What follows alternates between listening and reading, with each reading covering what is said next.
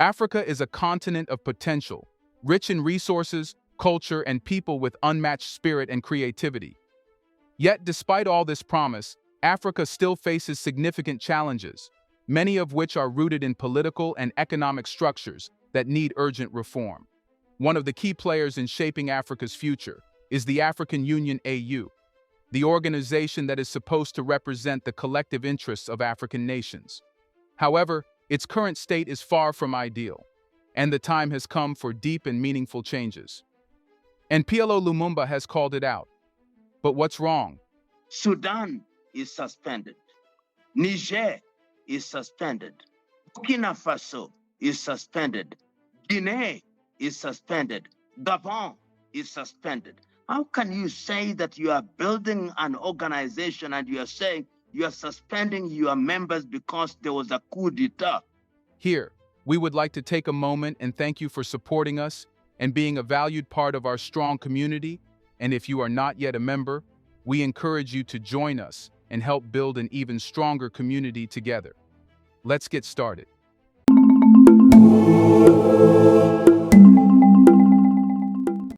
The African Union is, in many ways, a symbol of Africa's collective ambitions. It was established to promote peace, unity, and prosperity across the continent. However, the AU's actions often fall short of its lofty goals. A glaring example is its failure to play a meaningful role in the ongoing conflict between Ethiopia and Somalia. While talks and mediation efforts are taking place in Istanbul, Turkey, the African Union, which should be at the heart of such diplomatic efforts, remains noticeably absent. This is a stark reminder of the AU's limitations and its lack of influence on key issues.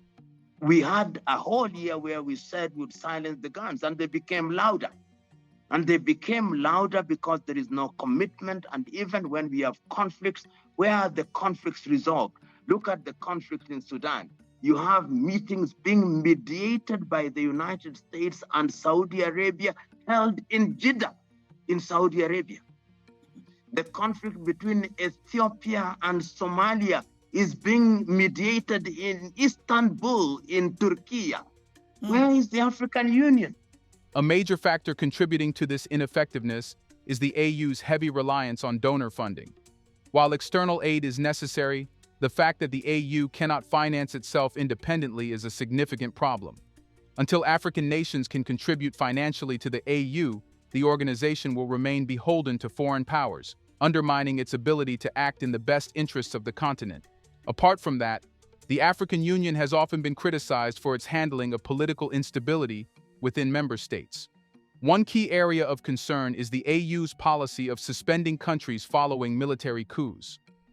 While the intention behind this is to uphold democratic governance, the approach is too simplistic and fails to address the deeper issues that lead to such political upheaval.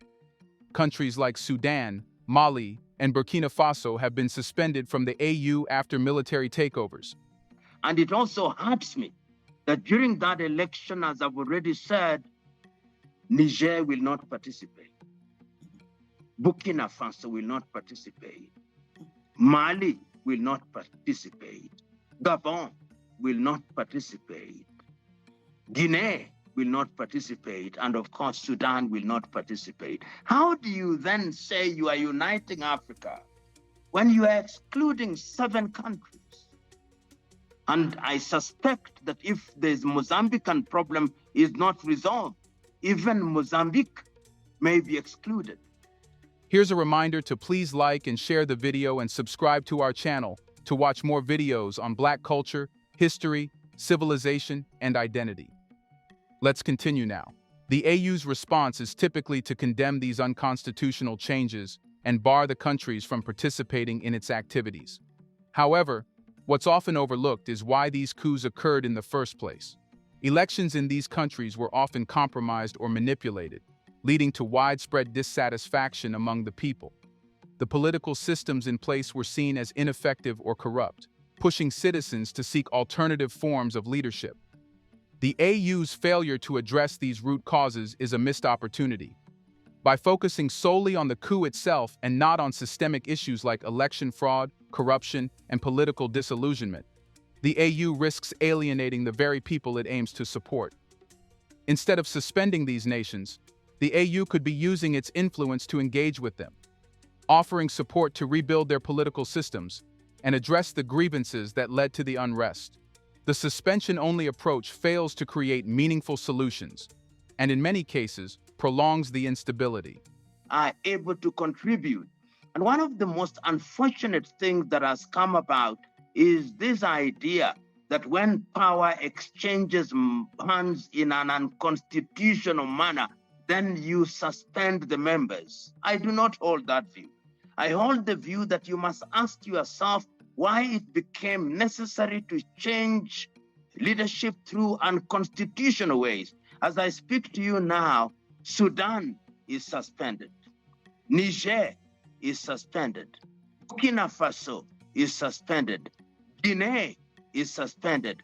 Gabon is suspended. How can you say that you are building an organization and you are saying you are suspending your members because there was a coup d'etat? The coup d'etats take place because the ballot has been compromised and rigged. And indeed, you can see there are many leaders who are doing Africa proud who did not come to power via the ballot because the ballot would not have allowed them. Paul Kagame did not come through the ballot. Yoweri Kaguta Museveni did not come through the ballot. And we've got to review all these things. When your children are in difficulties, you bring them back in the fold. And when you bring them back in the fold, we begin to move in the same direction. So, what can be done? Africa's future depends on the unity of its people, both on the continent and in the diaspora. The African diaspora, spread across the globe from Jamaica to Germany, is a powerful force for change. The energy and passion PLO Lumumba has seen in African communities worldwide demonstrate that Africans, regardless of where they live, are deeply invested in the continent's success.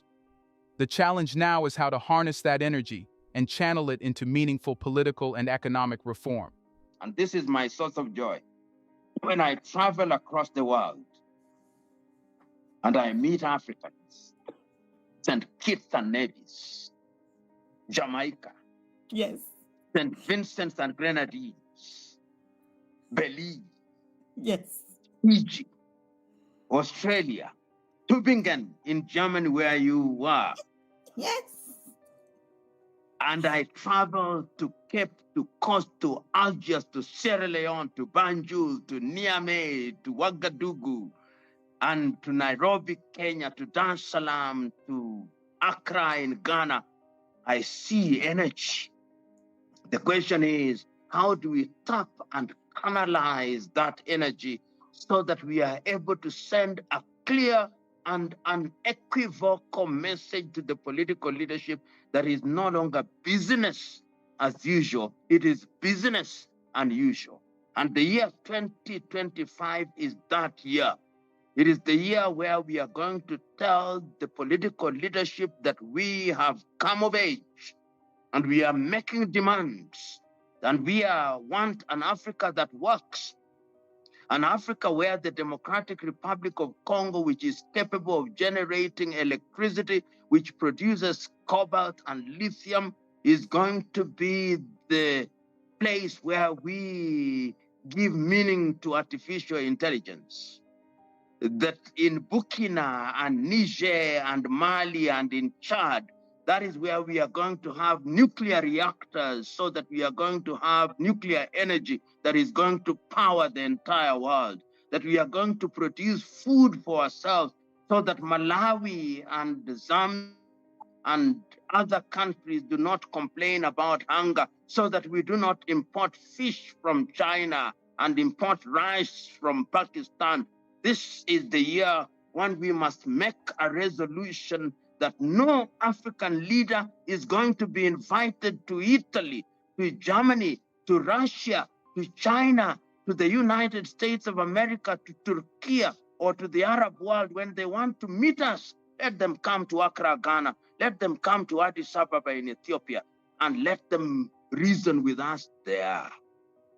If we made that resolution and our kith and kin in the diaspora, you join hands with us, so that we act as a team, as one. This could be the year that Africa demonstrates to the world that she has the intellectual wherewithal, the resolve, and the passion to push the envelope in a manner that is without precedent. The ball is in our court. Our weakness is lack of coordination. Let our watchword be, this year we are coordinating. Let us have our media, our Pan-African TV, and I hope that this will be it. Let us have our own Amazon. Let us have our own X. Let us have our own equivalent of Instagram. Let us have our own equivalent of TikTok. Let us have our own satellites in the skies. Let us have our own things. Let us have our own airline. Let us make our cars. Let us make our aeroplanes. The technology is there. It can be done. China did it during my lifetime. Turkey is doing it. Why can we not do it? We can do it, and we must do it, because we owe it to this generation and generations yet to be born. The key to this is unity. If Africans in the diaspora and on the continent can come together, they can send a clear and powerful message to African leaders that the status quo is no longer acceptable. The time has come for Africa to take control of its resources and set its policies. The year 2025 must mark a turning point for Africa, a year when the continent asserts its independence, not just politically, but economically and technologically. Africa has the potential to become a global leader in industries like renewable energy, technology, and agriculture. But this will only happen if African countries stop relying on foreign powers and take ownership of their future. Africa must stop relying on the West, China, or any other external power for its growth. The technology needed to fuel Africa's development is already available. China has demonstrated that with the right investments and a clear vision, nations can build their technological industries. Africa can do the same. It is time for Africa to create its solutions. All that is needed is coordination and investment. But how can AU be fixed? The answer is simply fixing the AU leadership.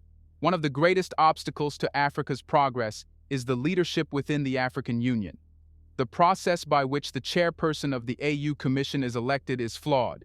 Politicians, driven by self-interest and often influenced by external forces, control the election of the AU Commission's leadership. This has resulted in a lack of visionary leaders who truly understand the needs of the African people.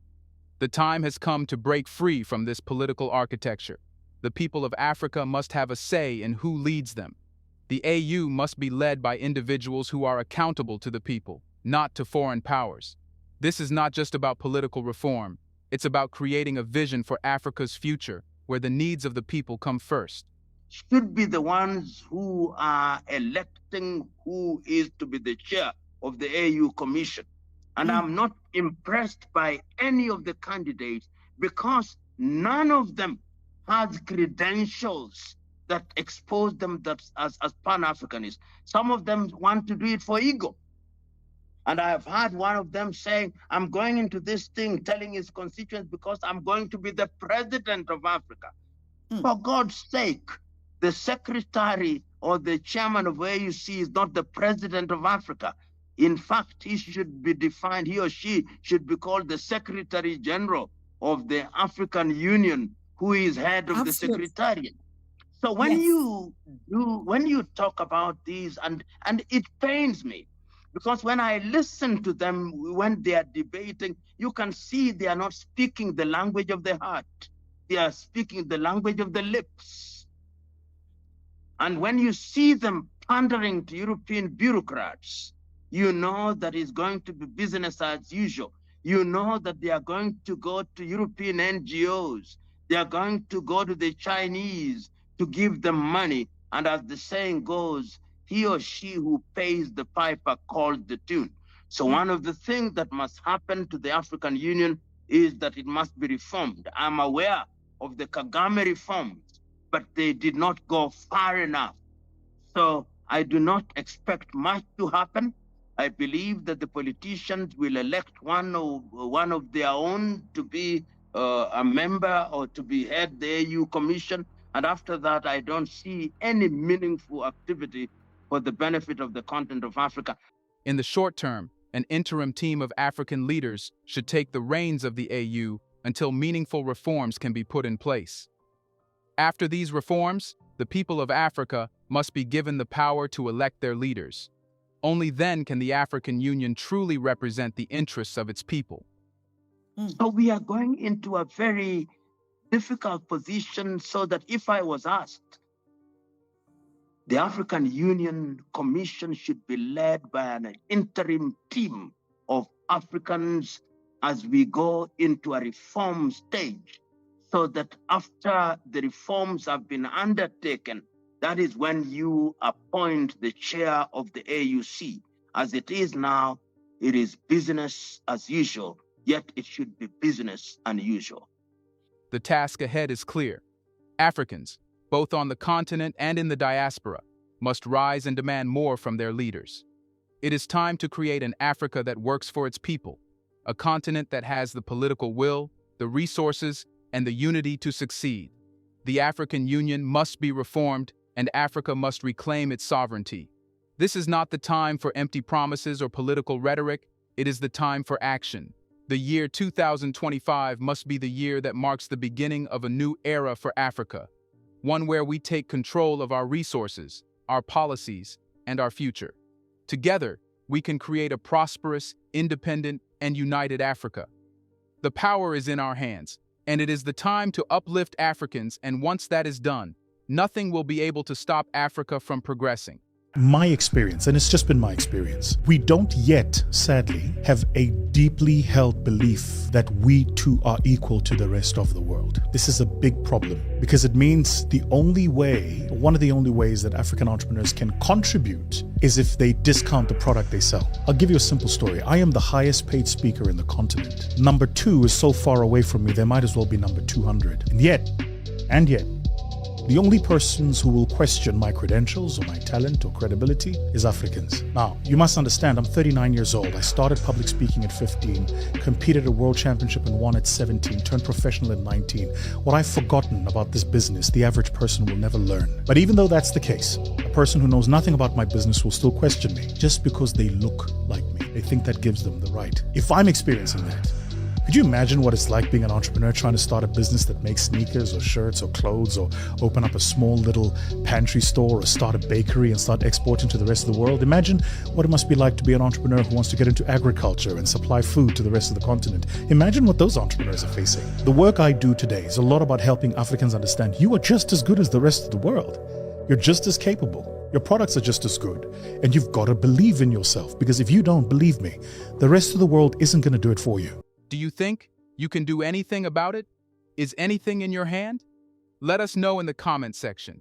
How long will it take Africa to finally end organizations that do not benefit? Do you want to watch more videos like this one? If so, subscribe to our channel and press the bell icon next to it. We have decided to bring videos on something nobody talks about: the Black culture, civilization, history, and evidence about how glorious Blacks have been. Thanks for watching, and until the next video, stay tuned.